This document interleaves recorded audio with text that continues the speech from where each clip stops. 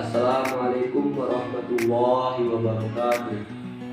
Perkenalkan, saya Adi Prayogo dengan NIM 281-06070. Saya dari kelas Biologi A semester 1 Fakultas Ilmu Tarbiyah dan Keguruan YN Syekh Nurjati Cirebon. Pada video kali ini saya akan mempresentasikan materi tentang asbabun nuzul yang diajukan untuk memenuhi tugas mata kuliah Al-Quran yang diampu oleh Haji Abdul Hussein LCMA. Asbabun nuzul berasal dari dua kata. Yang pertama asbab dari jamak sabab yang artinya sebab-sebab, dan yang kedua ialah nuzul yang artinya turun. Yang dimaksud dengan asbabun nuzul di sini ialah ayat-ayat Al-Quran. Jadi asbabun nuzul adalah suatu peristiwa yang menyebabkan turunnya ayat-ayat suci Al-Quran, baik secara langsung ataupun tidak langsung. Ada beberapa pendapat tentang pengertian asbabun nuzul menurut para ulama. Yang pertama menurut Az-Zarqani. Menurut Az-Zarqani, asbabun nuzul adalah hal kasus atau sesuatu yang terjadi serta hubungan dengan turunnya ayat Al-Quran, yang mana fungsinya sebagai penjelas turunnya pada saat peristiwa itu terjadi. Yang kedua yaitu Al-Sabuni.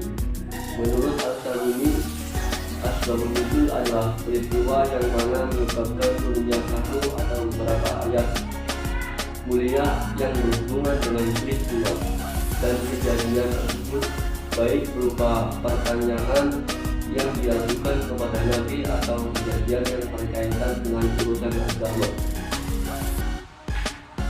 Yang ketiga ialah menurut Sufi Sholih, di mana asbabun nuzul adalah sesuatu yang menjadi sebab turunnya satu atau beberapa ayat Al-Quran yang di dalamnya terkandung sesuatu peristiwa sebagai respon atasannya atau sebagai penjelas terhadap hukum-hukum ketika peristiwa itu terjadi.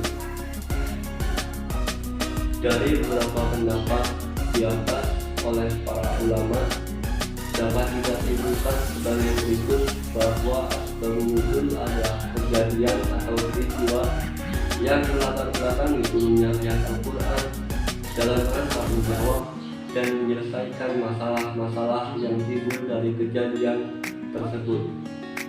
Asbabun nuzul merupakan bahan sejarah yang dapat dipakai untuk memberikan keterangan terhadap turunnya ayat Al-Quran dan memberikan konteks dalam memahami perintah-perintahnya. Selanjutnya yaitu fungsi asbabun nuzul.